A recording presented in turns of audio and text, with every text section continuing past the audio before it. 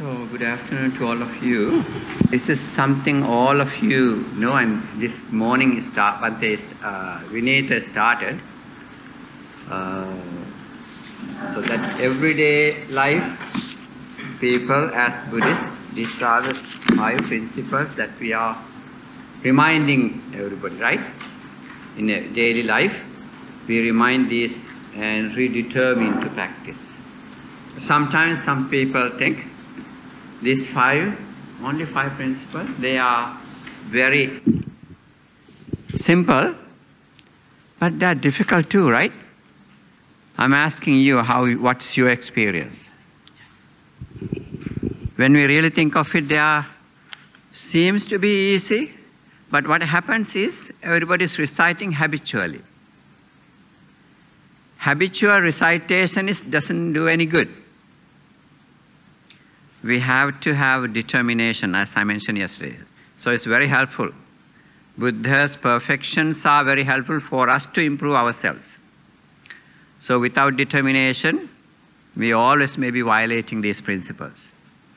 Simple like, thinking we are simple, we observe, we are Buddhist, but what we're carrying is a label to most of the time.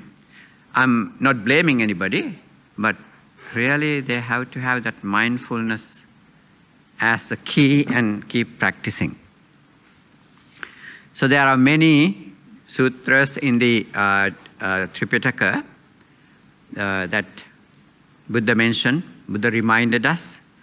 Buddha always was teaching to people according to their capacity. So his teachings always mention that anupubba sikkha, anupubba charya, anupubba patipada. Gradual discipline.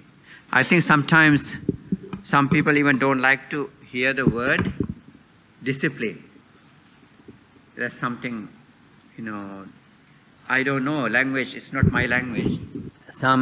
I have found that because different connotation could be that could be the reason for it, however, but there's no other word for the sikkha.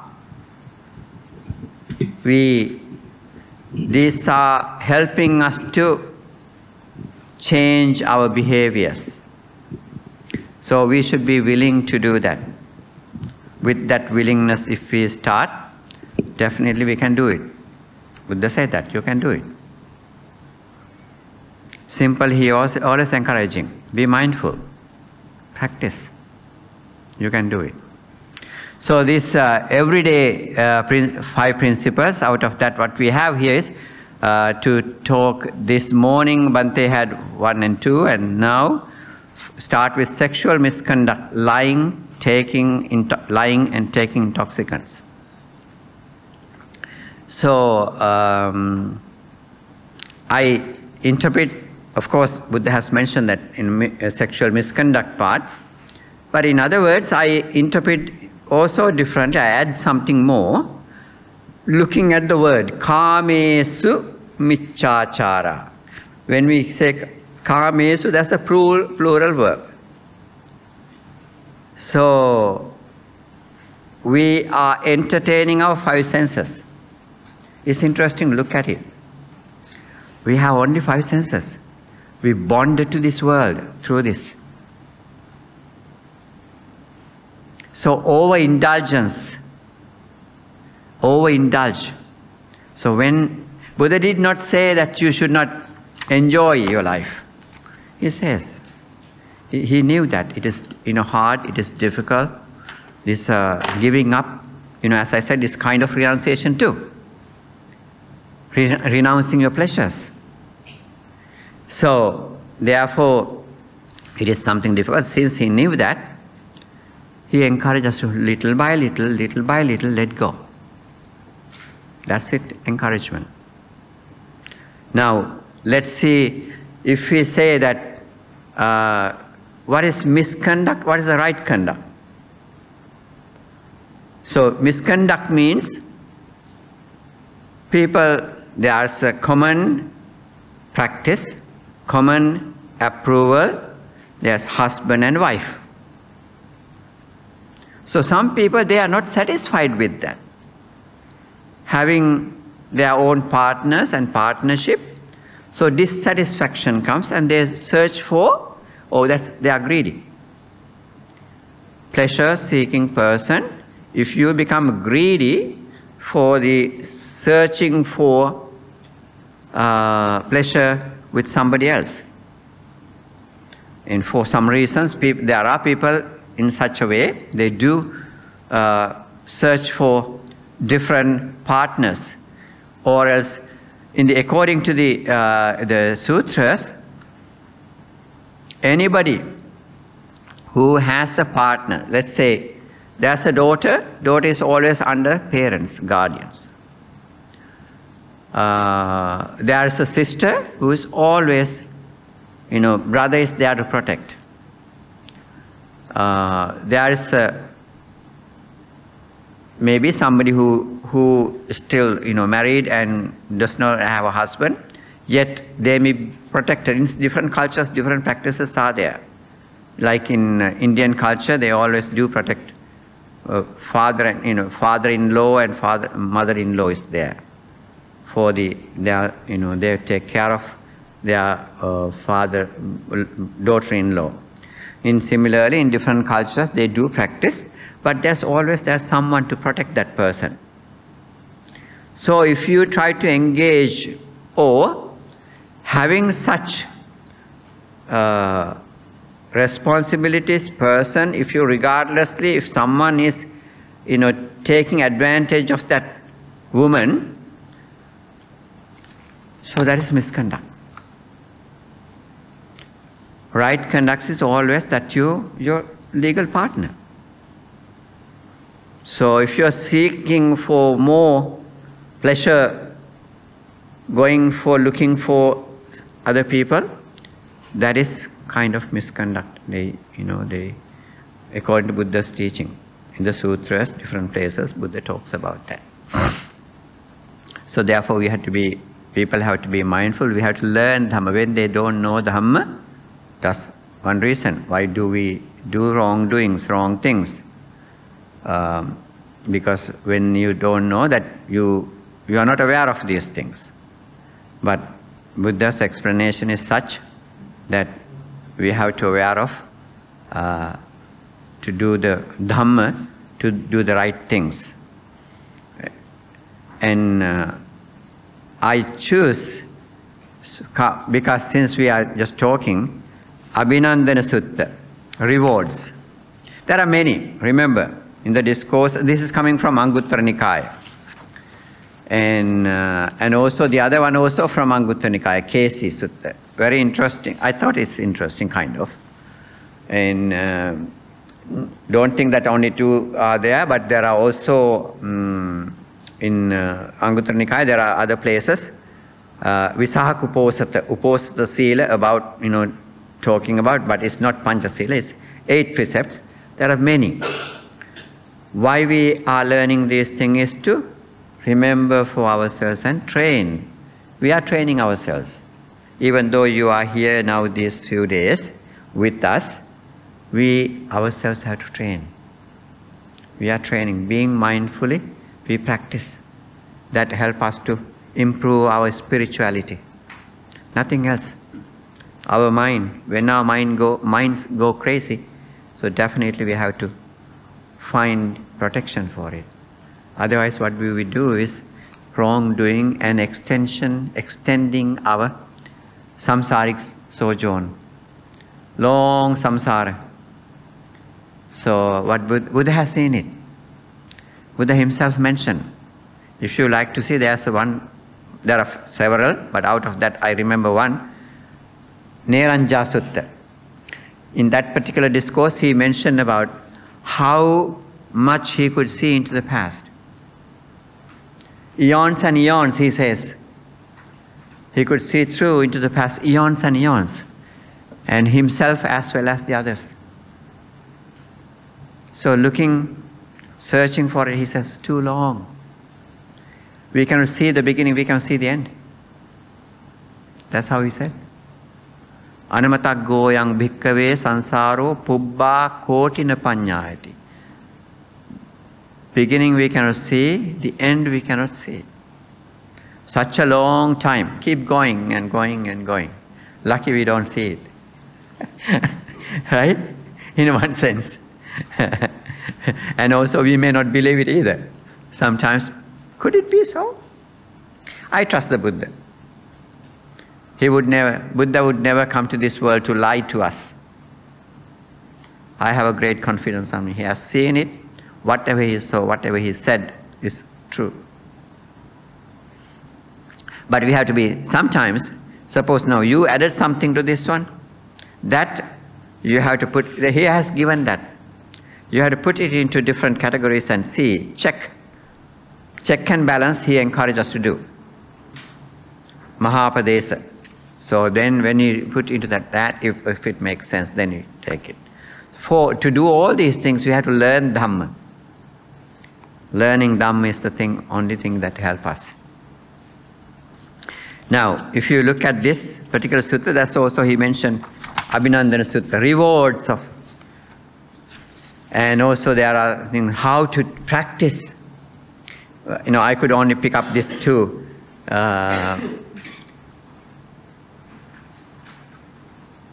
There's one particular discourse also in Anguttara Nikaya. He talks about how we should be practicing. So many different ways, according to those personalities, he was addressing it.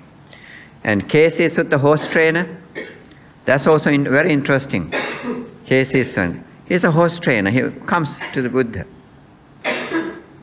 It looks like, according to the sutta, that he has been in the Jeta Grove area, and knowing him, and K.C. could be one popular or famous guide, horse trainer, and he come and ask, get involved with conversation with the Buddha. And he asked him, Lord, Buddha says that, you K.C. are trained man, a trainer of tameable horses. And how do you train a tameable horses? We know that tame horses, elephants, there are many people train their animals. Animal trainers are even the dogs, right? They do train. So going through that training, they bring it to certain decent level of their behavior. But horse trainer, they train horses for their purpose. Either if he's training for the king, maybe he trained them for go to war. And the others maybe for pleasure riding and things like that. And also they did, in India at that time, there were people who had chariot and using four or eight horses in their chariot. They're very rich people. We remember there's one coming to see the Buddha also. With very pride, so much, wealth those people had, and they come to see the Buddha. And here, what this man is doing, he came to see him, and I start asking question. Lord, train a tameable horse, sometimes with gentleness, sometimes with harshness, sometimes both gentle and harshness. And if a tameable horse doesn't submit either to a mild training or to a harsh training, or to a mild and harsh training, Casey, what do you do? So there are three methods of training. Gentle, kindly he is doing it. And if it's not working, kind and in a gentle way, he used the harsh method, becoming rude, speaking loudly, making fearful of them, and then using both methods. So this is, nobody can say that how is animal is going to behave. So the trainer, he find all these three different ways and do training. Now Buddha asked, why? What do you do with the one that's not possible to train? Then it says, if a tameable horse doesn't submit either to a mild training or to a harsh training or to a mild and harsh training, Lord, then I kill it. He does the killing. Why is that? I think, don't let this be a disgrace to my lineage teachers, but the Blessed One, Lord, is the unexcelled trainer of tameable people. How do you train a tameable person? So now, I think that's what he said is the truth. He doesn't want bring any defame, disgrace to his lineage. So I think even that happens today too, right? Same thing happened. But now, Buddha opened the discussion for this person to teach the Dhamma. That's the purpose. Remember, whatever the topic he pick up, so he brings into the Dhamma. That is the method that Buddha was teaching. Seeing the person, understanding his nature, so that he used the same wordings to train him, to give him the Dhamma. Casey, I train tameable persons sometimes with gentleness, sometimes with harshness, sometimes with both gentleness and harshness. So then it's very easy for horse trainer to be friendly with him. He is very close to same as myself. So his mind become very friendly to him, closing to him. So, seeing that, hearing it, so I think he was very pleasant now. In using gentleness teach, such is a good bodily conduct, such is the result of good bodily conduct, such is a good verbal conduct, such is the result good verbal conduct, such is a good mental conduct, such is the result of good mental conduct, such are the devas, such are the human beings. So, as soon as I giving a joyful feeling into his mind, he started teaching him. So he started teaching, we are always active in three different ways, right? Verbally, mentally, and physically. Kayadwara, manodwara, and vachidwara. As a door. From these doors that we enter into the either wrong or right path. So that is why he is using this. Bodily conduct. What are the bodily conducts that we have? Panatipata veramani, adinnadana veramani, kamesu miccachara veramani. These three principles. Those are the physical actions that we do. So if we do anything wrong, any misconducts, so definitely you learned two of them this morning. Resultants are coming after us, right? Anything that we do, remember the first gatha in the Dhammapada?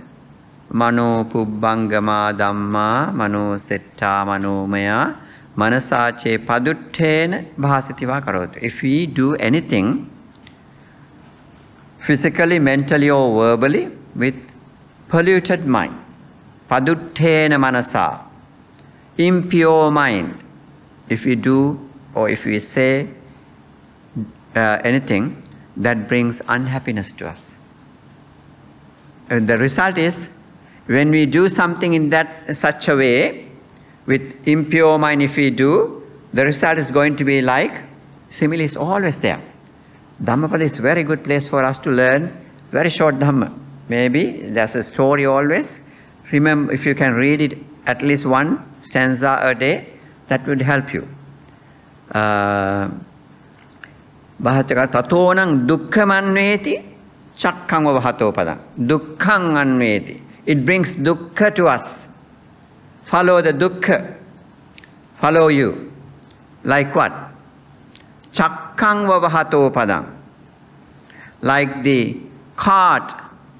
The wheels of the carts follow the hoof of the ox that it pulls. So you can feel that, if that always, nowadays you may not see it here, right?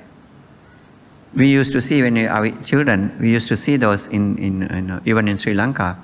Cart is full of load. That nowadays truckloads are there. But those days they did not have trucks. Buddha's time, 500 carts they were carrying, they were pulling things to, in trade for different states in India. So that was a family, that's why he used this simile. As cart is very heavy. Sometimes you go in the rocks uphill and downhill. So it is not easy, very painful. So for the ox it's pulling. Some people are very kind to them. Some people are very rude or harsh to them. So, however, Buddha see it as that unpleasant things, misconducts that we do brings unhappiness to us or the dukkha to us like that. Dukkha follows us like the, heavy load of cart is following them, that ox that it pulls. Same way he used the opposite side of that, using pasannena manasa, paduttena manasa, polluted mind, pasannena manasa, pure mind, with pleasant mind. If you do anything that brings you happiness, like your own shadow that never leaves you. Your shadow always goes with you. But is it heavy? There's nothing. You don't feel anything. But it follows. Very light. Very, cannot say pleasurable. There's no pleasure or pain in that. But, it's always keep going after you. So, such good bodily conduct. So we don't do anything stealing, but we always, we share what we have. And we don't kill any living being, but we treat them nicely, gently, compassionately. So these are the good things that we can do. So I believe if you look at these 5 principles, all these actions in the world can go through in these 5 basic principles. Very important. We have to be remembered everyday life. Such is the result of verbal conduct. What are the verbal? Let's look at verbal conduct. That's something also we have to do. Of course, third precept is sexual misconduct that we see, and also, as I always remind, that overindulgence of any senses could be bonding us to this samsara. Negative results could bring, because those are not pure. When the greed for the taste, when the greed is there for the, listening, what happened? We bonded with those voices. It happens to us, right? Think about it. It's not just I'm saying, but you know that you like particular singers. So we even as monks, we did, when somewhere, in Sri Lanka when we are living, when the new, song was released, we like to listen to that for a while. Then we don't go after it, but somehow, meaning-wise, mostly what happens is that for the voice we bonded. Even today, this very same thing happening. Tina Turner, when they sing, people go crazy. There are many like that. When Michael Jackson was there, he traveled all over the world. Why? We just go because, what happened to us is we go, when the other people go, we also go in. That thinking, oh, it's something nice, let's go. Without much thinking, we run after things. We are in the rat race, so we keep going. All these things are, I believe, we can, if we go overindulging, wasting your time. If you go, you have to do your, studies as students, but this is something I must go. So that's kind of in a way.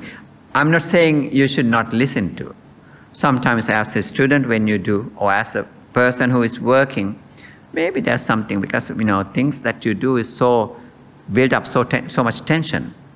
Then that particular way, in the background, there's a song is going.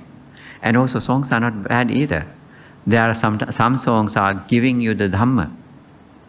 There are, mostly in Sri Lankan songs are mixed with Dhamma. It's about life. Very beautiful. We don't run after it, but those singers, our literature is connected with the Dhamma, enriched by Dhamma. So if that is, there are also English songs too in such a way, but I don't say that it's a bad thing. It's reminding of your life, the way of your life, nature of your life. So it would be not a bad thing to do. Same like you are listening to Dhamma. It's reminding. So it's a pleasurable way to present it. But if it is provoking your mind, there are, like rappers, I think, if I heard, I did not hear anything good, nice ones, but always, things like provoking your mind, provoke your senses. Such things, mostly in that new generation song, that's what they have. So therefore, in that category, in that nature of things are, michachara, it could be wrong conduct. And verbal, we came up to the one, and it's called verbal fight. Such is verbal conduct. Such is the result of good verbal conduct. What are the verbal conduct that we have? In the 5, I always, whenever I remind, I always remind those 4 verbal mistakes. Even though we always say, Musavada Veramani Sikkhapadana. That's the famous one, always we say. Musavada, lying and deceiving other people. So, by deceiving what we do is a great mistake. Sila is always helping for the Bhoga Sampada. Sila, when we do observe this Sila in our everyday life, it helps us to improve our wealth too, as a byproduct of that, as a result. Sila. Silena sugating yanti, silena bhoga sampada, silena nibbuting yanti, tasma silang visodhe. That's why Buddha is encouraging us to purify ourselves. Silena sugating yanti. When we do practice Sila well, it helps us to be in a better place. Whatever the form, I don't know what form, whatever the form, that could help us to be in the better place. Sugati. This human realm is Sugati. 6 divine realm is Sugati. So lower than this is not Sugati but Dugati. Dugati means where you more suffering. Sugati means more convenient, comfortable state of living. So now, when you look at ourselves, see we are in the Sugati. Human realm is a Sugati. But aren't there people who are suffering? A lot. But some of us are, even though there is, things that brings unhappiness to us, but we comfortable, mostly without facing any kind of trouble, we may be living our lives. But depending on how we trained our mind, that's also a different way that we are handling. Based on it, we cannot decide what, but somehow, not worrying, we can be happy. Happiness is the thing that everybody is seeking for. Every being is seeking happiness. So Buddha did not attachment, he was always in happy.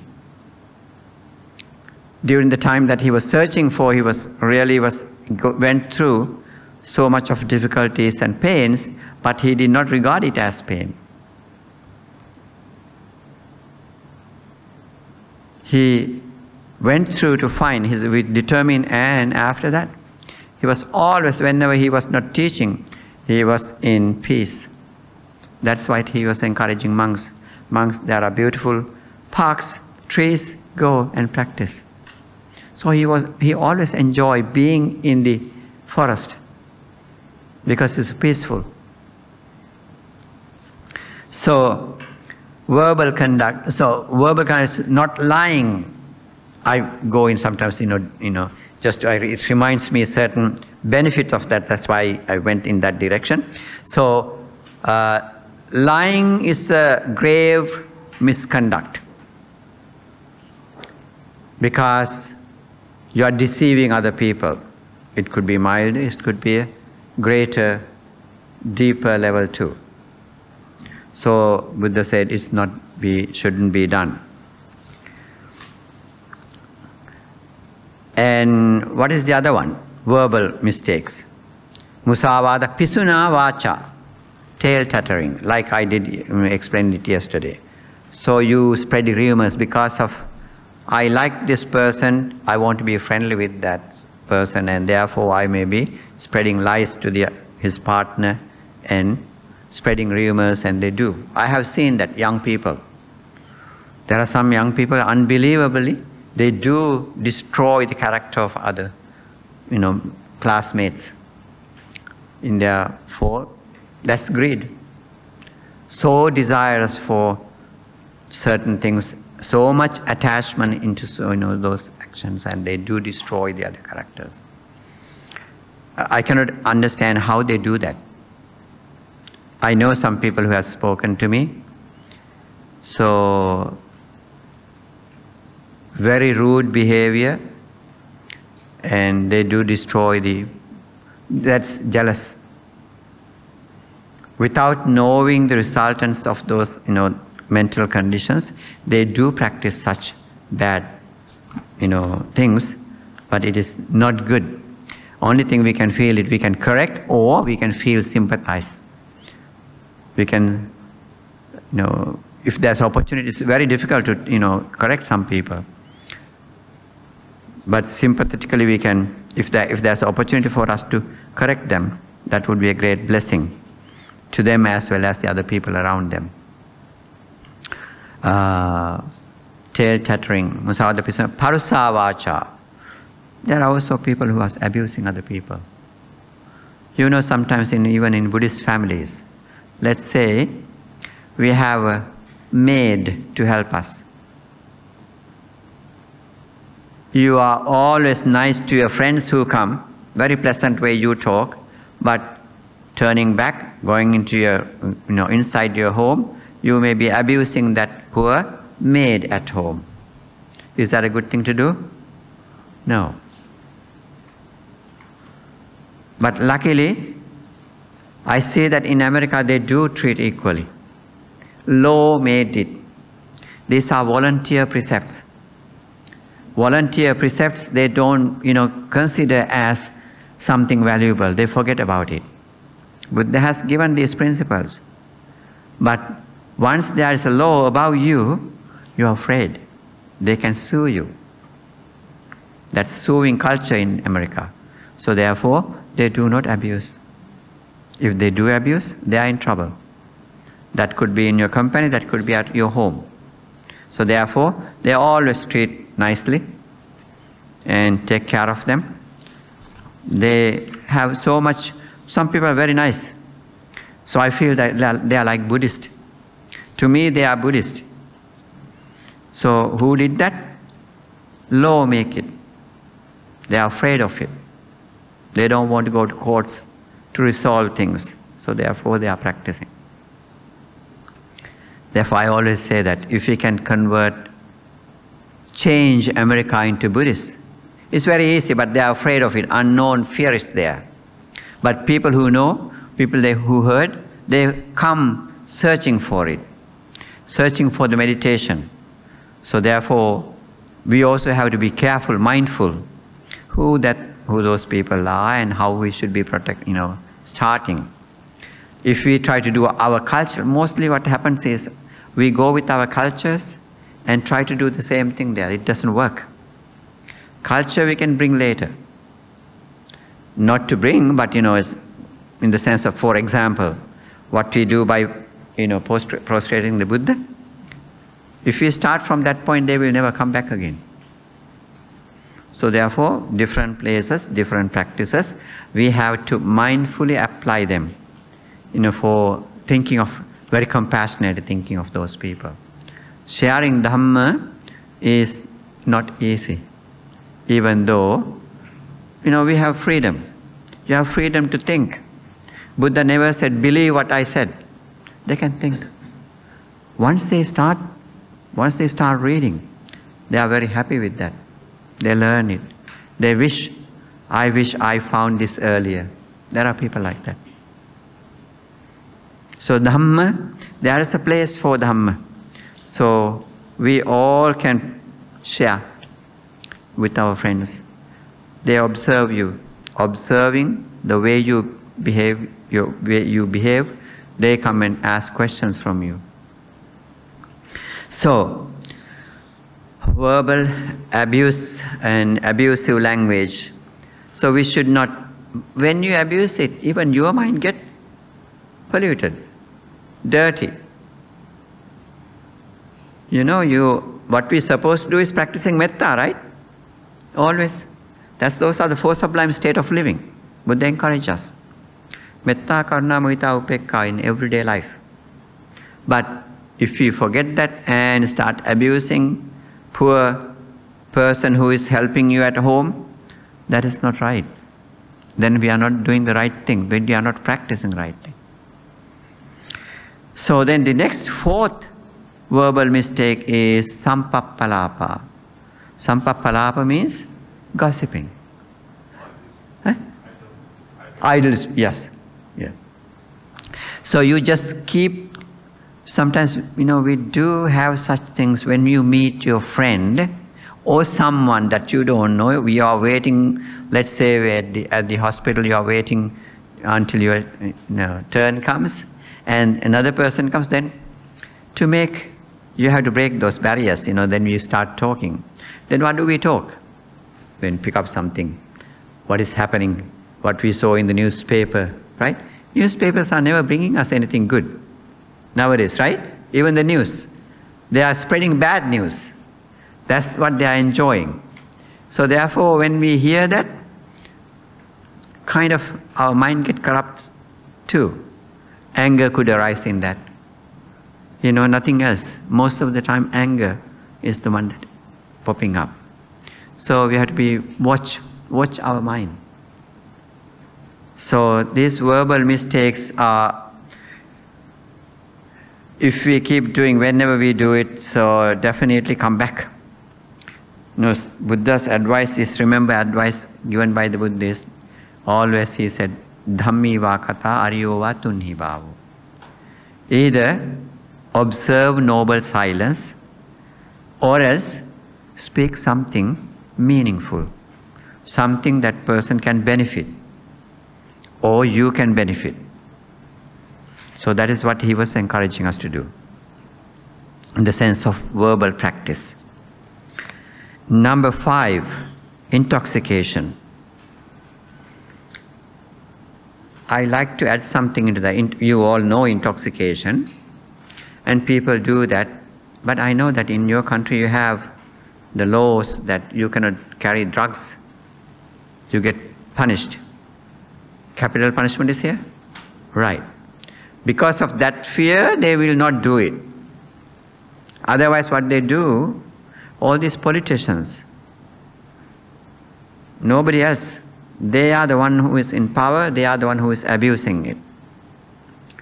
And so greedy for money, they go to different areas and poor children, they give it free at the beginning.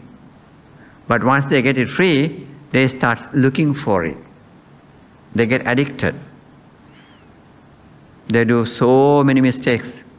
They steal from their home. If they cannot find money, they will take either their mother's, jewelries or things, what they have, treasury things that they have. And such dangerous. That is happening in Sri Lanka too. We are a Buddhist country. But politicians, when they are too greedy, they destroy the land, destroy the country, destroy the people. That is happening. Very sad, but it has gone even to the far away places like small villages.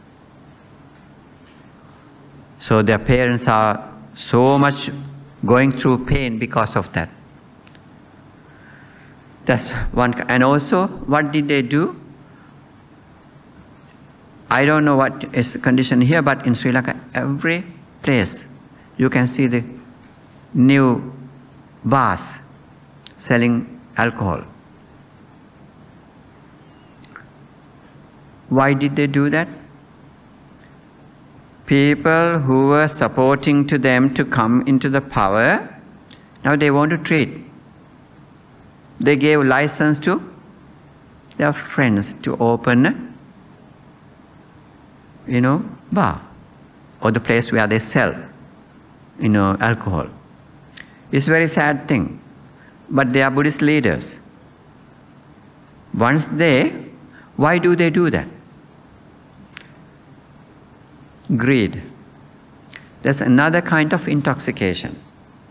That's what I'm coming to. They call Bala Mother.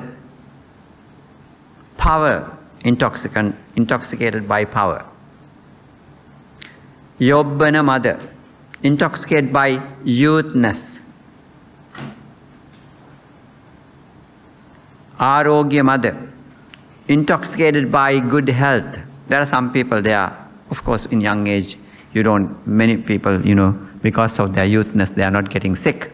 So they look down upon the people who are getting sick. So these are also intoxication. Your mind, you're arrogant, though it's harming us. So in addition to this alcohol and drugs, these are also intoxicants. Buddha said that they are harming us. So destroying our spirituality. So that's what they do. As I said, who came into power, they gave license to other people, their friends, to open the bars. By opening a bar, what do they do? They destroy the economy of the country. And their behavior of the country too. Practice. That's, people, this enticing. When they see they are already guided out of the Dhamma, away from the Dhamma. That's very sad. Disadvantage for the people. People who even this practice, but they are searching for sensation, sensual pleasure. So they think that excitement, and also people don't know how to drink either. Since there are alcohol, they keep drinking. I don't know, it's maybe even here too. There are some people, they do very decent way of drinking. I know English people, they have, as in Japan, they do every evening when the dinner time comes, in the, bullet train, they do serve liquor. They call it misuari. That's healthy purpose.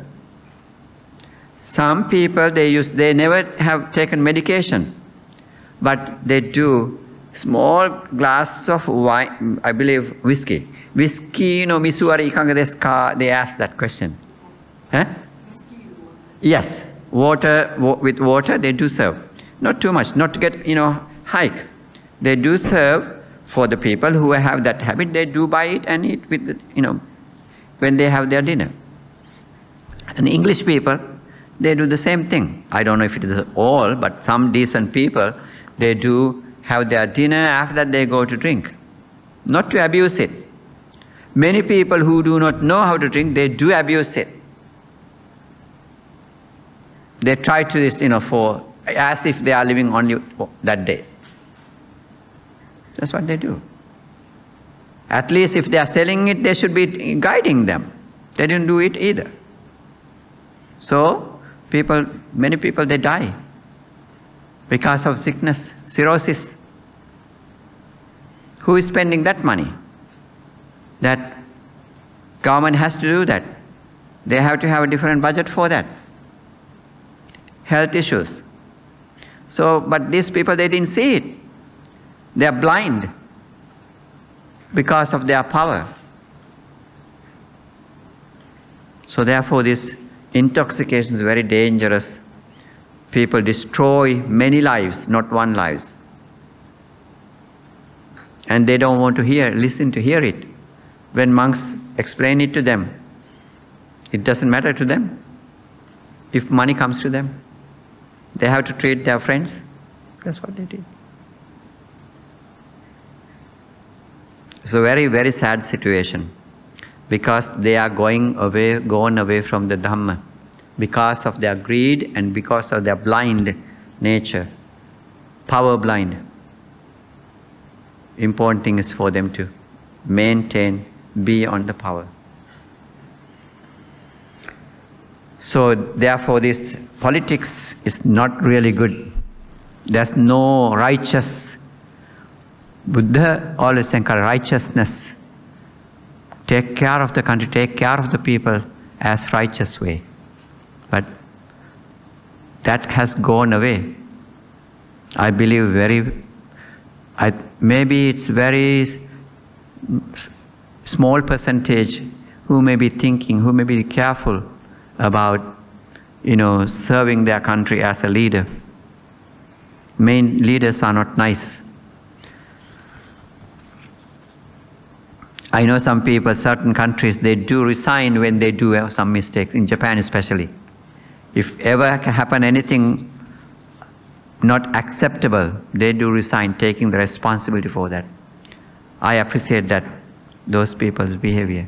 That should be the way to many politicians in the world.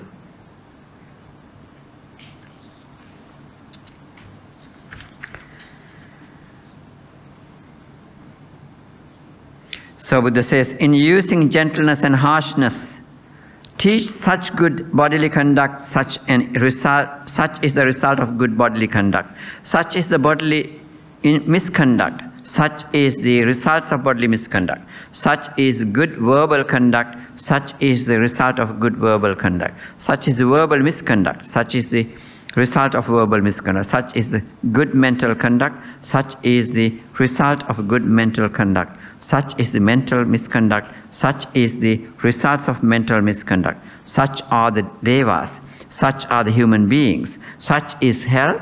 Such is animal womb. Such is the realm of the hungry shades. So he showed us to people what results could either negative benefit or positive benefit from your behavior. So showing that he is encouraging people to behave in the righteous path. Dhamma, path of Dhamma. That's what he is encouraging here, showing is here. And if a tameable person doesn't submit either to a mild training or to a harsh training, or to a mild and harsh training, what do?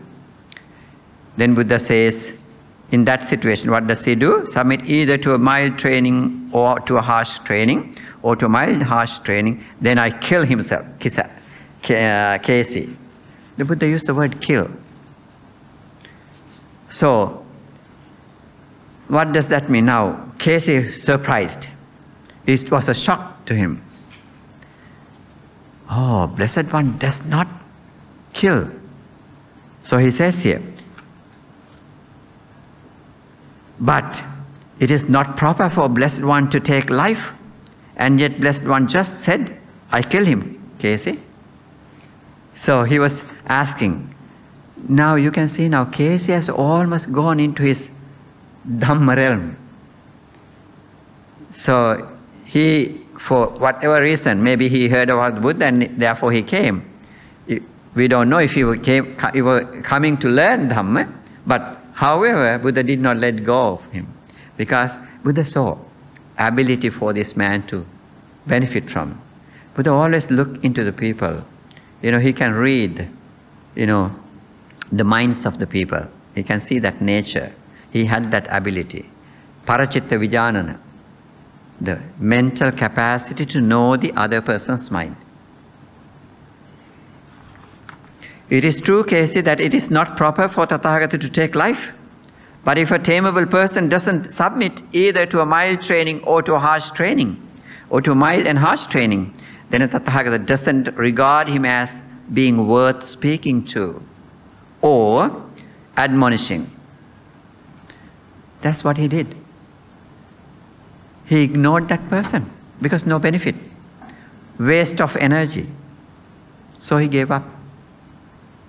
He observed noble silence. That is his practice. Lucky because he had that ability to see that person, then he practiced in such a way.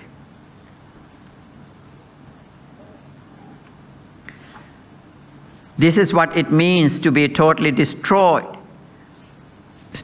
in doctrine and discipline, when the Tathagata doesn't regard one as being worth speaking to or admonishing, and one's knowledgeable fellows in the holy life don't regard one as being worth speaking to or admonishing. So Buddha, once he realized, he did not see now so many people. Remember what I said yesterday? I was telling you that Buddha had as a bodhisattva, he wants to save all sentient beings. But he reflected on this Dhamma, and then he figured out this is very difficult. This Dhamma is so deep, and could it be realized by the people? He was thinking about it. And definitely, suppose now, very simple way if you look at it, suppose you are an executive of the company, and you can offer a job. Your friend is there. Friend needs a job. But the job that you have, he is not qualified. Can you offer the job to him? You cannot, right? So same thing with all of us. If we are not qualified, even the Buddha is here today, we would not be able to benefit from him. That is why this practice is important. Try our best to qualify ourselves and learn and practice. It's hard. There are so much of weaknesses. We all have weaknesses, remember. Even though I am in robe, definitely, I don't get angry as I used to. I change myself, that I'm happy about. But when I do such a way, so people think, oh, this monk is very weak. He doesn't know how to train, how to maintain the temple. No, that is not my habit, to yell at anybody. So we all can be very compassionate and so on, but other people could think differently. That's their perception. But what we believe, what we have learned, we can apply in our everyday life. And we can treat people nicely and offer the Dhamma as much as we can. If they do practice, since we cannot see the mind of them, sometimes we can see why this person is coming, what his mental attitudes, what he has, so we can figure out. But some we may not be able to. So by doing so, we improving our spirituality, we can help others to improve their spirituality. All what we do today and during this time, that would be helping us too. Whenever we see the Dhamma, we have to make that wish and that goal. Remember, Buddha said sometimes, even though I asked you to make a wish, I will always do that. But Buddha said, mere wishing is not going to do right thing. You have to practice for it. There's one discourse, beautiful one, talks about, if you want to maintain your beauty, it's not wishing is going to help, but you have to do right things to maintain your beauty. Suppose now if you always habitually keep eating and eating wherever you go, So you may not maintain your beauty. So that Buddha encouraged that, be mindful and practice. We think of what we're supposed to do. There are a lot of habits we have to let go. This is the difficult thing. Renouncing our habits is the most difficult thing. So therefore, we have to have effort, we have to have determination. So, it is true case that it's not proper to Tathagata to kill life. So he said, his knowledgeable fellows in the holy life don't regard him as a being worth speaking to or admonishing. This is what it means to be totally destroyed in the doctrine and discipline. When the Tathagata doesn't regard one as a being worth speaking to or admonishing, and one's knowledgeable fellows in the holy life don't regard one as being worth speaking to or admonishing. Yes, Lord, wouldn't one be totally destroyed if the Tathagata doesn't regard one as being worth speaking to or admonishing, and one's knowledgeable fellows in the holy life don't regard one as being worth speaking to or admonishing? There's one kind of punishment given to, like Sati. There are a couple of them, Buddha's dispensation. They punished him. Even the Channa, I believe, Buddha gave the punishment as Brahmadanda. Nobody spoke to him. This is what he's saying. Useless. He's not changing. So therefore, he assigned what we call as Brahmadanda, the punishment of silence. Nobody speaking. It's hard, right? Suppose now if among one of you, if anybody is not talking to you, ignoring you, it's very painful. So that's the opportunity for them to change. But such things happen during the Buddha's time. If Buddha knew that this person is not going to be benefit, he didn't do that. It does not mean that he did ignore everybody. But of course, at least he gave some people, some shared the Dhamma. But for some people, he didn't. So, good example is, there was just nearby the monastery, there was Chunda. Who was the Chunda?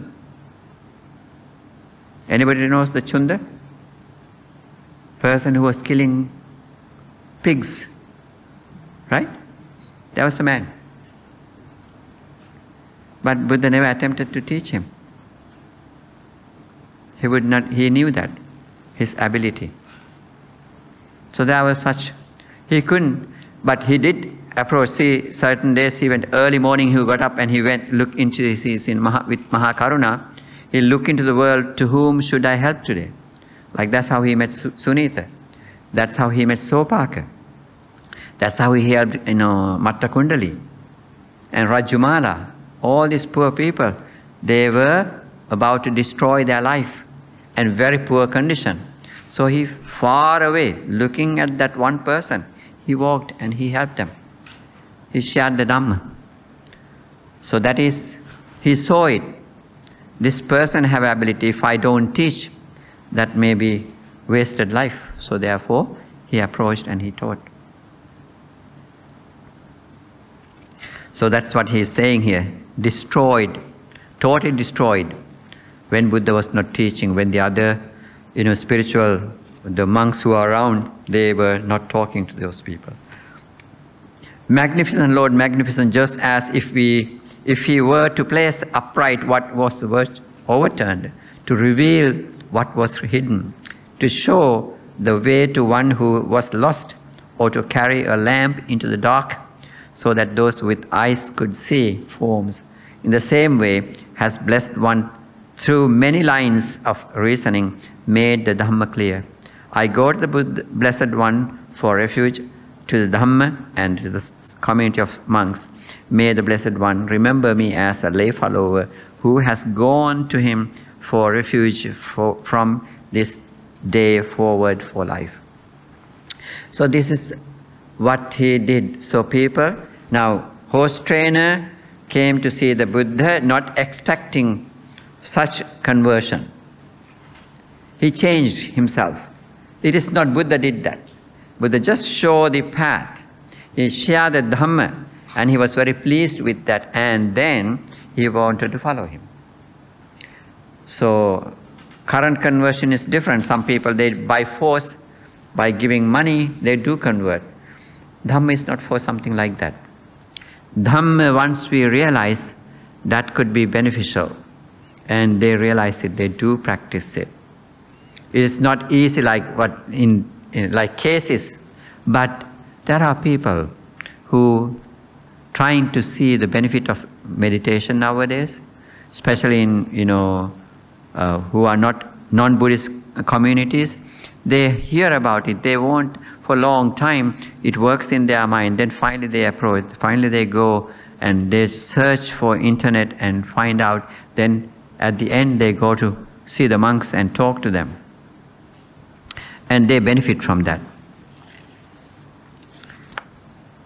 And I suggest you to read this.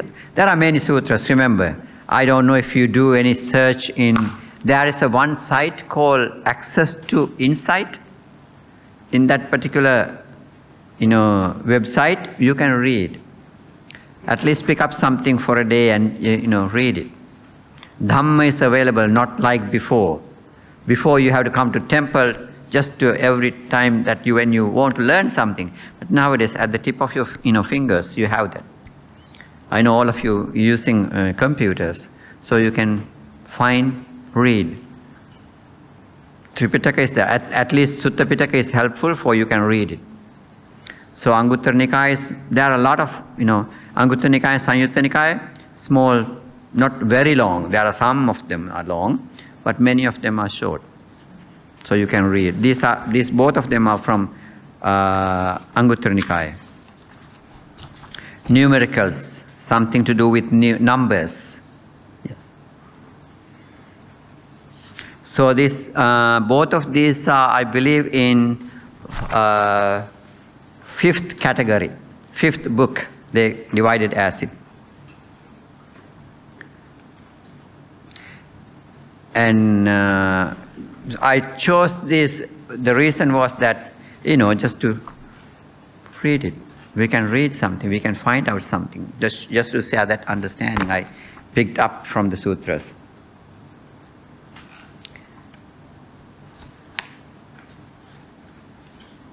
And this Abhinandana Sutta, Abhisanda Sutta has these 5 principles again, the same thing it reads. So anybody likes to read it, or would you like to discuss a different thing? Not different things, but based on our questions, we can learn something. Yes. Right. Okay, so when Bhante says sexual misconduct, because now it's getting more and more common in the West and now spreading to the East, is people who just have these kind of relations for fun and are not married, but they are single and not cheating on their partners. Is this also considered sexual misconduct? That's going with the mostly what is the common law nowadays in America, there are people living together. They don't get married. There's no legal status. But they are not married, living together. They enjoy their, relationship, continue that. So therefore, I cannot say it. It is wrong. But if you have multiple partners, that means that you are doing something wrong. So therefore, that's how I see it. Multiple partners means that you are not practicing. Okay? Another question is that what about the LGBT community, the lesbians, gays, trans, bi, and so on? Is it considered sexual misconduct if, let's say, they are married or in a relationship, to have these kind of relationships where it is man or girl or even changing their sex? Is it okay under the teachings of the Buddha? You know, when you look at the teachings of the Buddha, what are we doing by that way? I cannot go with these, practices, but somehow some countries, they do legally. They have permission to do that. That's what, if that is what they are looking. All these things came to legal matter because people, when they are searching for certain things, when they look, nowadays they collect data, and so many people want to do that, and they do approve it. So that's what happened.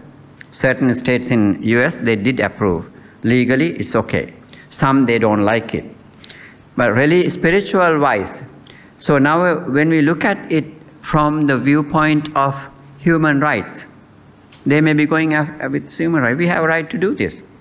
So that's their right. But Buddha would laugh at it sometimes, perhaps. But he would not say no. He would be silenced for this. That's the people, their choice. They choose to do that. Buddha is not to control people.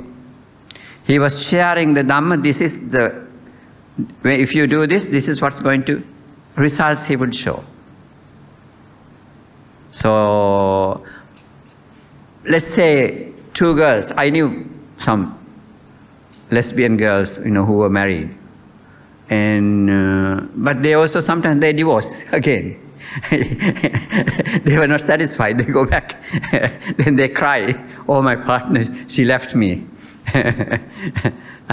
So, if they're having good partnership and they were maintaining their friendship, if they couldn't live with a man, so they find a friend to live together because they are lonely. So at least when they have somebody, I don't see, I'm not going to approve it as, I don't know what Buddha would say that, it could create problems. If it is not creating problems, friends can live together. If we see it as friends are living together. Recently, when I was coming here, before that I wanted to do, our temple is, start just did the groundbreaking ceremony. Some politicians came. That politician said, my husband said this. He's a man. So that means I asked someone, then he said he's gay. So they are living together. So if it is, I don't know, everybody's becoming friends for have sexual behavior or enjoyment, or if they are doing that for friendship, they somehow, sometimes people, according to Dhamma also, we said that they are, for some reasons, so they have so much attachment, so life to life they go together. If that is the case, maybe their friendship, enjoying their friendship. Instead of getting married and having abused by wife or abused by husband, they may not want to go through that. They may be living alone, or there are some people, they like to either live alone, or they may be going with the friends living together.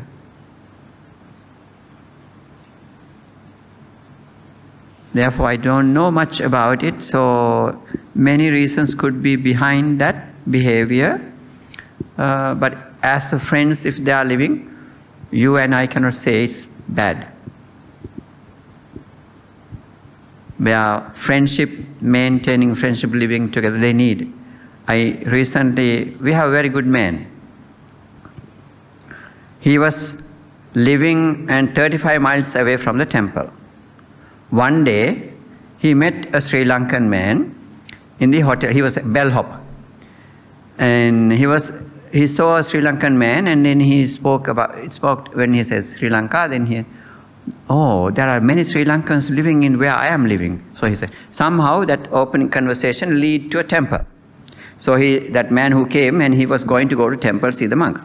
Where's the temple, he asked. Then he came to know about the temple, and he started going there. And then, but he never got married. What happened was he changed his place of living, and he came closer, 2 blocks away from the temple. He started living. When the next door people in the the temple is here. Next door was, another family was there. They rented their apartment, and he came to that one. So every day he used to come to temple, bring, dana to, he's a Caucasian, man. He learned Dhamma. He read. Maybe he almost remember all the sutras of middle and saying. That much he read. He knows the Dhamma. So he was living recently, he retired and went to Pennsylvania, and he was living there. And his friend, I don't think that they have any sexual relationship, but they did live together. Another man, he died recently. He invited me to go to his funeral. His friend was a Catholic. He is a Buddhist. But, just to maintain just to show his respect, he went for the funeral. That day, unfortunately, I was promised to go, but I could not go because of another event took place and I had to participate in that. So there are good people. You are not becoming Buddhist just going to temple. Learning, reading. So, and also people, even though they're living together, that does not mean that they are sexually engaged, but they are sharing apartment. That could be it. So you have to have a partner. I don't know how they are living, but therefore I cannot put them into any category. Gay and lesbian, they are friendships, they are friends as friends they are living. I believe that's what they are doing.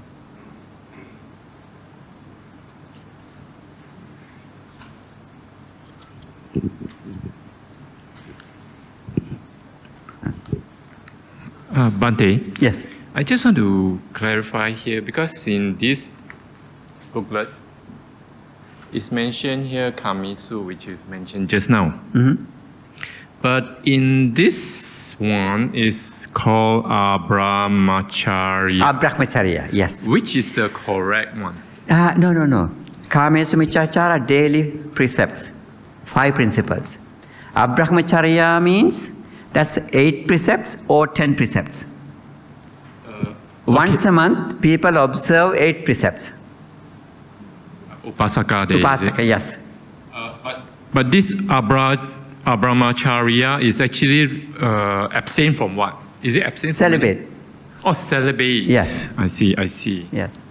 Okay. Practicing celibacy. Okay. Come to this. We are under this novitiate. Yes. After this novitiate, we have to celebrate? No, it's we finish it here, so that at least you ask for 8 days or 9 days you are here. You are trying to not even think of, sexual behavior, okay? I see, during this period. Right. You keep your mind here, in the present moment, practicing spirituality. So that is your effort. So this is the difference between the words. I see. One thing, another one is, this morning we are learning no killing, and we have to sweep the floor. There's a lot of ants. So actually ended up we cannot even sweep the floor. Because if we look at the ants, they won't move. Everywhere is ants. So end up if we abstain from killing, we are not able to sweep the floor. That's true. It depends, as you saw it, seeing it, remembering the precept, you cannot do it. So what I would do, I would avoid doing that. So tomorrow morning we will say we won't be doing the chores. I would do picking up the leaves from hand. Yeah. I also practice in such a way, same thing. I always, when I do sweep, I see if there's any ant. I don't sweep that area. The whole area. And then there's houses of the ants, they build hands, which I actually sweep away the floor. Sweep away. But because when I sweep it nicely lah. The ant is still moving. Right. Probably, maybe it feel a bit pain, I'm not sure. But I think it's not dying lah, because it's still moving. I can see that. So, yeah, if that's the case, tomorrow we pick up. Yes. But there will be a long time to pick up, you see. But we practice patience in that. Okay. That's the opportunity for us to practice whatever the amount that you can do it. All right. Thank you. So you remember now in the what do you call this Jain tradition? Jains, they always carry a bunch of peacock feathers to sweep the floor. As they move, they sweep the floor and walk. But it's still, even that's very extreme non-violent principle that they had. But I think even the feathers that could hurt, some ants too. But I just want to bring out, that's how they were practicing. But for us, when as we learn to practice metta, so we can read that Metta Sutta. We are going to read it in the evening in English, right? So what it says, if we know the meaning, he should not commit any slight wrong so that the wise men might find fault in him. May all beings be happy and safe. May their hearts be wholesome. Whatever living beings there may be, feeble, strong, long, stout or medium, short, small or large, seen or unseen, those dwelling far and near, those who are born or those who are coming, those are to be born, may all beings without exception be happy mind, have happy minds. So we are practicing this. Metta practitioners, when we remember that, I did practice, therefore how can I do that hurting those ants also lives? So we're going to do that. I think therefore we can, cleaning is to be done, so we can pick up with the patient. The sand, sometimes the ants build house, sands, after that they left. I mean they left the sand there lah. Right. And it's no more occupying the place lah. If we don't sweep, that means you'll be there also. Okay. So we have to sweep, otherwise no point sweeping floors at the end of the day, correct? Maybe we can blow them off. Sorry? They have moved. They have moved, right. They have moved because that's empty. Maybe they have food over there. That could be something that they looking for. Oh. But whatever it is, simply what I can say is we cannot hurt them. Okay. Can sweep away the house, yeah? Empty house. Empty house. Okay. Yeah, definitely. Bhante, let's say if we see insect building some nest on the plant and we remove the plant and put somewhere, is it breaking the first precept? If you are putting the plant somewhere else, you didn't hurt the insect. So insect goes with that, right? Yeah. No harm. I don't think there's harm. Okay. Thank you. Okay. Intention is not to hurt. Not you get hurt either. If a human being, okay, just walk across a path and not seeing a snail, step on a snail and it kills the snail, would you consider that as a breach of the killing? If you didn't see, that is a good example. It's Chakkupala story. You remember? Chakkupala, a monk. And that story, that's first Manopubbangamaddhamma Manusara, that's first stanza, related stories there. There was Buddha's time, there was a monk called Chakkupala. He was determined to, always monks go to see the Buddha before they go to the forest during the Vassana retreat. So this particular monk, he went and he got the permission, he got the object to meditate on. He went and he did not sleep. He was determined, I will achieve a goal from this 3 months practice. So he never lied down. He was sitting and standing and walking. He did practice without sleeping. He deprived the sleep. As a result of that, what happened? As a result of his practice, he gained the ability to see the Dhamma. He became an Arahant, but at the same time he lost his eyesight because he deprived the sleep. And after that he went to the monastery to see the Buddha. That previous night there was heavy rain, and in the morning this monk was walking, pacing up and down in particular area. There's after rain there are kind of worms coming out from the earth. A lot of them, because of his walk on them, and he killed them. And so monks, unattained, unenlightened monks, start talking about this. And finally, they always go to Buddha and complain when they see some things like that. And they went to see the Buddha and he said, the monk Chakupala, he killed all these animals, insects, by walking on them. Then Buddha said, he asked them, did you see he was killing it? And he didn't say it. They said no. Then they said, like you didn't see him killing, he didn't see those insects over there. He was blind. So he revealed it to them. And then also he explained why was it. There's another story connected to that. Because his jealous action that in one of his previous lives. People, even we can relate to those kind of things even today. He was a long time ago in samsara. He was a physician. Let's say herbal physician. And there's a poor woman who lost her eyesight.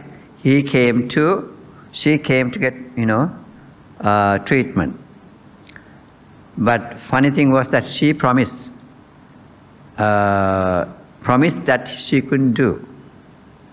But she was eager to get well. Because of that, with excitement, she said, please help me to get my eyesight back. If you do that, I will become a slave to you with my children. See, people sometimes they do this kind, even today. This kind of mistakes, promises, they do because of excitement. And what was the result? She got the eyesight, but now she wants to cheat him. She didn't want to go to work, be a slave to him. Then she said, I cannot see, he's still not well. But this man knew she was lying. Then what he did was, he gave another medicine to become blind. He made her blind. He was angry. And he shouldn't have that kind of anger either. These are people, when you don't know Dhamma, this is what happens. We do, counter-attacking, we do wrongdoings. So this is what happened. His anger was so strong, and she revenged on that woman. That's a simple thing he could have ignored, but he'd take revenge on her because she was lying. And as a result of that, this karmic reaction came until the last existence. He became an Arahant, and he lost his eyesight. Go back to many of those kind of stories. You see, even they become an Arahant, whatever residual of this, negative karma, they come to, come on them. What happened to Venerable Moggallana? Yes. Same, there are not one, there are many. But there could be many who didn't have anything, but these things happen. They have to go through that. As according to that stories, that's how I see it. So therefore, if you don't see, don't worry about it. If you see, be careful about it. So seeing, we cannot do it. Though this, with, either we have it get connected with anger, or it connected with moha, dosa or moha. So in that case, dosa, dvesha means anger. That's what happened with the doctor's story. But certain other situations, because don't know the Dhamma, don't know the result of it, therefore we would be doing it. So Dhamma application, we have to think, maybe, always like you ask, if we discuss, then we come to know about it. So discussion is always bringing us, enlightening us at certain things. There are many stories, many stories. See, even the civil story. Oh, I found the civil story. If you give me your email or something, I can send it to you. And also I found the Noble Quest discourse. That's number 26 in Middle and Saying. So I encourage all of you at least to find, since it is available, so try to read something. So that brings us to, understanding. We see at least something. So it would help us in long-term Dhamma practice. Then we can avoid such situations in our lives. Anybody have any other questions? Sila. Sila is very important practice. Sila, Samadhi, Panya, that's what we are talking about, right? Sila is the foundation. Being on the foundation, we do other things. It's not easy, it's hard. But I'm not telling you that I'm saying it's not easy to encourage you to do wrong things. No. Hard work, that's a challenge. We always looking for challenges. So I always get children to do that, hard challenges. I tell them that, I have 2 days of, year, children get, observe Sila. So the challenge is, so this is not a normal day. Today is a very special day for all of you. Specialty is that you are making effort not to speak to your friend. If you speak, you are going to violate everything. So if you try to stay here, observing still, without talking to your friend, you are going to be very successful. Because every day else they are talking. So they do it. They try their best to behave very quietly and nicely.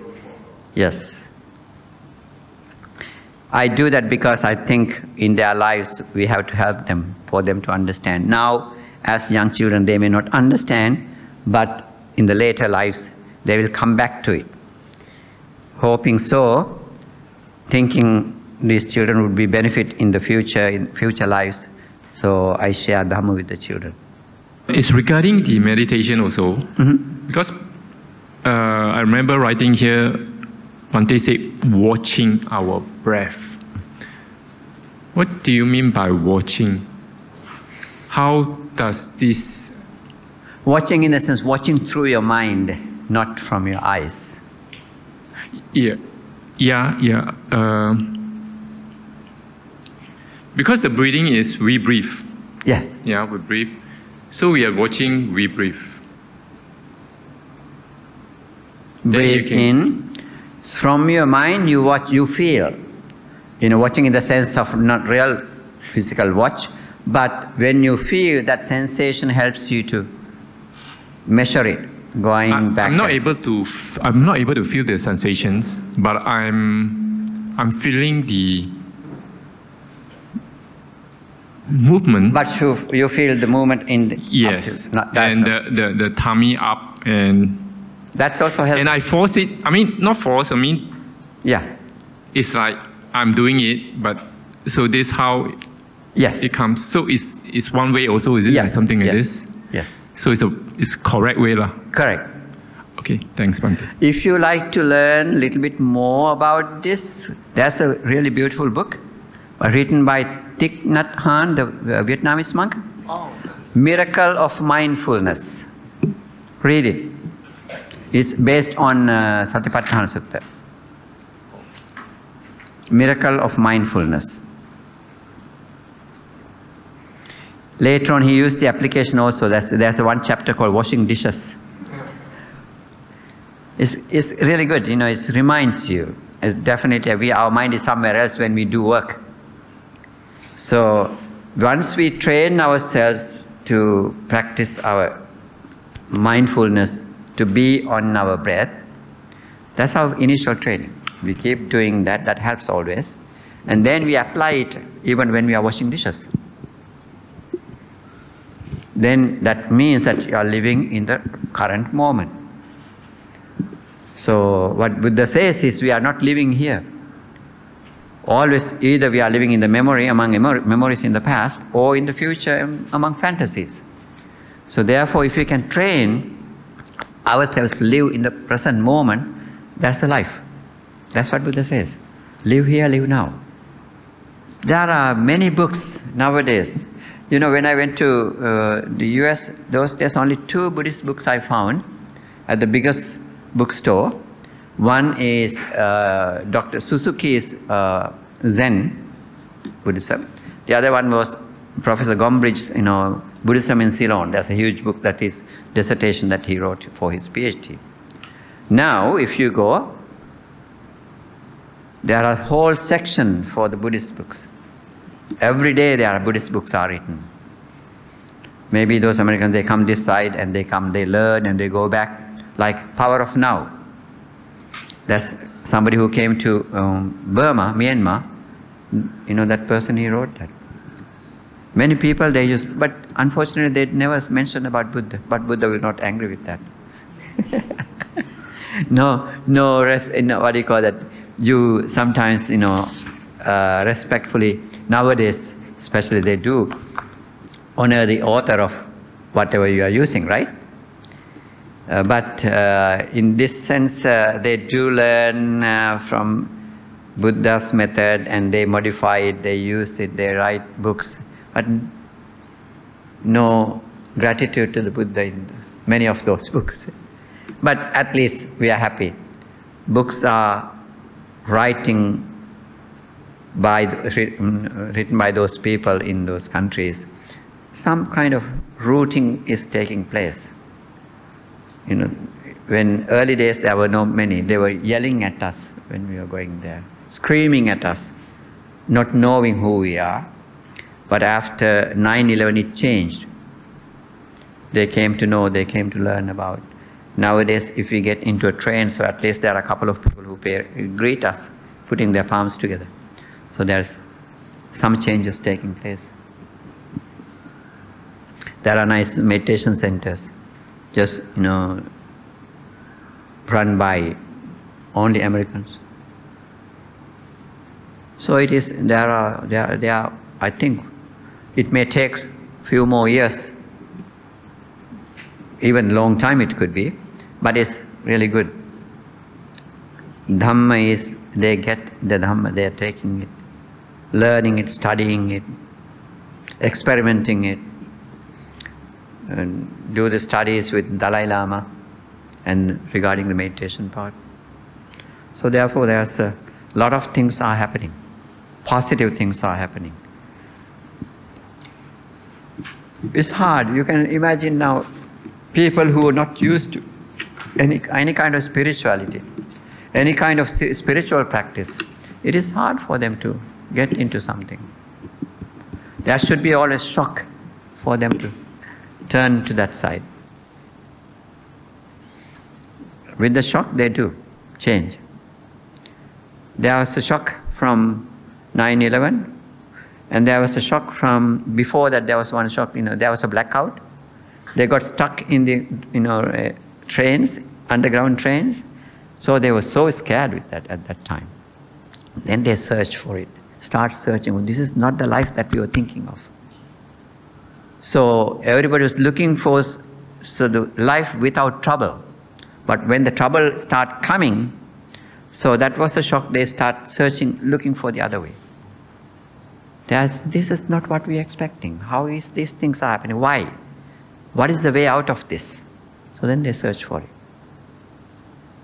Yesterday, we went through the shaving ceremony. Okay, I was just wondering, when we reflect on Kesa, Loma, Naka, Danta, and Tacho, and then we do a reverse: Kesa, Loma, Naka, Danta, Tacho. Tacho, Danta. I was wondering whether is this a part of the 32 parts of the body, or is it a reflection of the shaving? You know, I believe why it happens. So, for example, let me go to at the very beginning. Now, this later on we made these things. Somehow the monks got these ritualistic things. At the very starting point, there was nothing. Buddha said, "Ehi bhikkhu," for the five monks. So no ceremonies like that. Yeah. So later on, so they gave this, I think elderly monks, they did decide to, like Sopaka. Sopaka is a young boy who was 7 years old. In that story, I believe there is, about this, Kesa. Because when he was shaving, he became enlightened. That story begins. I think from that time onward, they start using this. I didn't read it anywhere, but I know that story. And from that point, using that, they used this ritualistic thing. Kesa, Loma, Naka, Danta. All these things we know that. So in a way, you can consider it as a reflection for whoever finds it suitable. Yeah. You can, it's reflecting on your body parts. These are impermanent. And especially... It seems to me it becomes reality because in the past, I'm aware that there is a contemplation on the parts. But what it means to me is not an experience. In other words, I'm just reading the 32 parts of the body. Right. So when suddenly I was asked to sort of say these things. Yeah, curiosity is reasonable. It comes to mind that it seems real, because when we read anything, this is just information.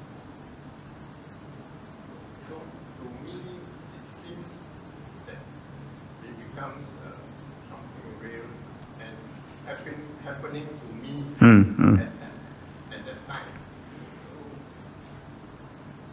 So it is just, I think, I was wondering whether it's because I become very dependent on my body sensitivity, because I use my basic body activities, which is 5 senses. Right. Includes the mind. Very, I try to be acute. So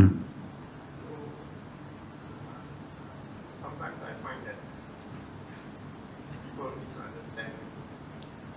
So I can recognize it very quickly.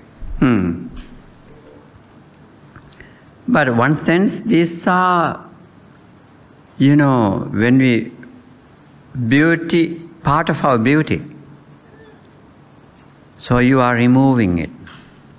You have made up your mind, so become bold, no more beauty is there, so you are giving up that attachment that you have. Kesa, Loma, Naka, even nails also, right?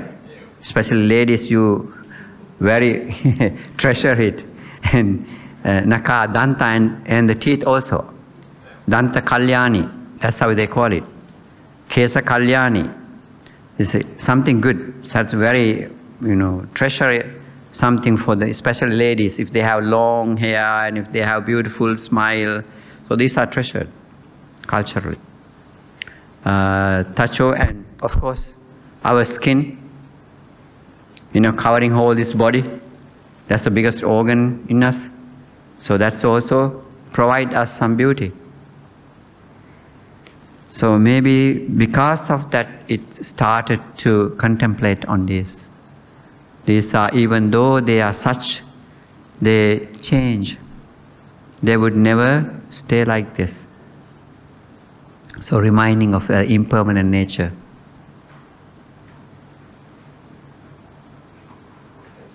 You're welcome. Thank you.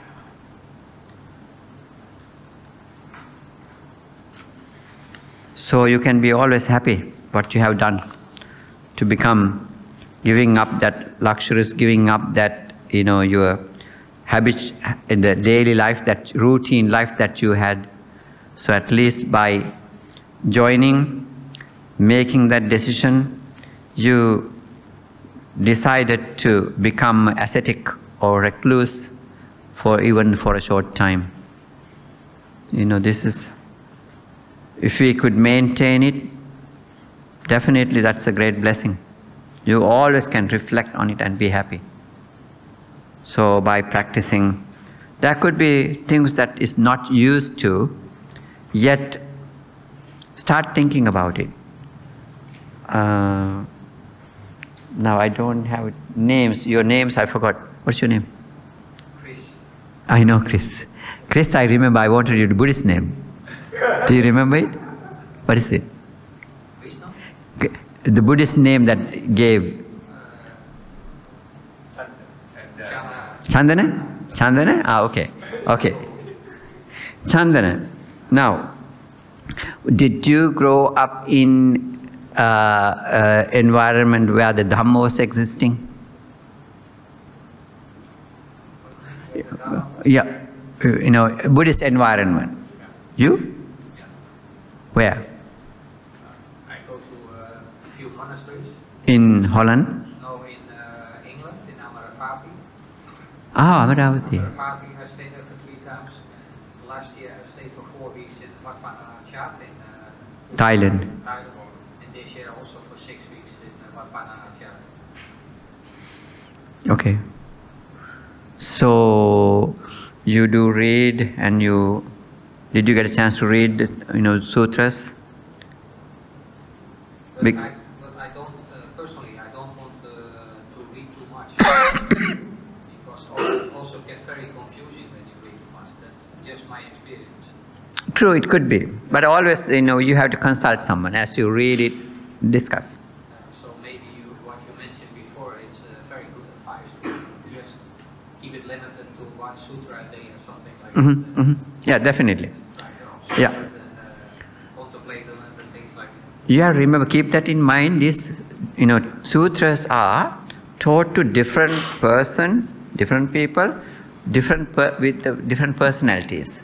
So therefore, we have to be very careful. Not everything could be applicable to you, but he did not taught different Dhamma, same thing, but he presented in different ways. So therefore, there are certain things you may get confused. But it's nice to know the Dhamma, basic, that what we are supposed to do and what we're not supposed to do. So then you can stay in the right path. That would be helping. And also at the same time, if you do practice meditation, if you have time to spend time, that would be helpful for you to see what he's talking about. Meditation is not the only thing. But according to, if you read, I recommend all of you to read, if you have time, to Middle and Saying.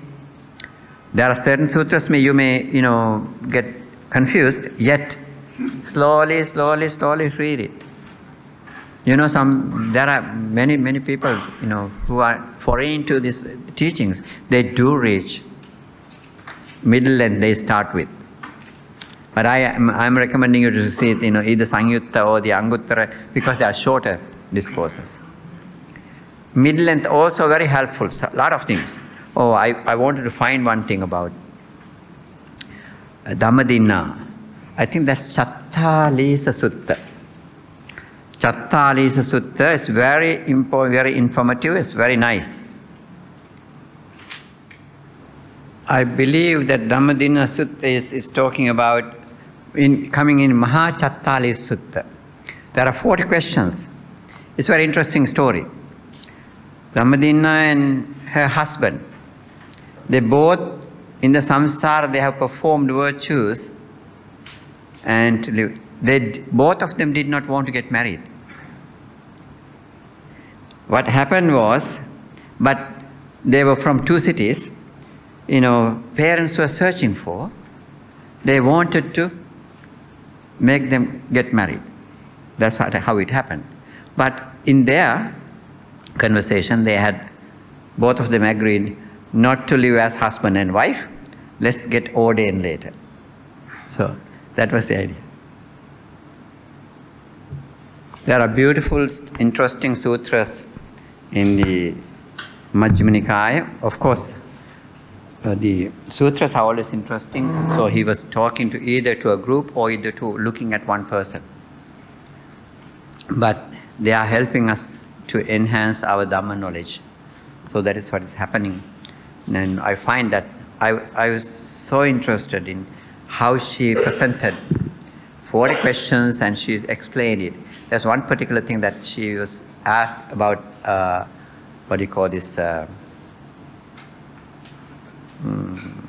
Nirodha Samapatti. So she was talking about it. I will, maybe I will send it to her, I may not be able. That is a kind of long one. Long in the sense at least 4 or 5 pages perhaps. So let's wind up and see. Please feel free to, you don't have to ask, do what we are, questions always not necessary to be what we discuss at the present class. Something that popping up in your mind, what we related last few days. So you can always feel free to ask questions. And that would helping everybody else to learn something. And even to learn something for us too. We are also learning, remember that. That's why I always say that we are learning together. And because of this class, I'm going back to sutras, what I read. So it is helping to refresh our memories in Dhamma. So let's say sadhu, sadhu, sadhu. Wish all of you, by learning and by practicing these few days, whatever the meritoriousness that we develop, be shared with all the devas and also all our departed relatives. If anybody expecting any kind of spiritual help, may they rejoice His wholesomeness. May they all, and may we all attain ultimate bliss of Nibbana. Sadhu, sadhu.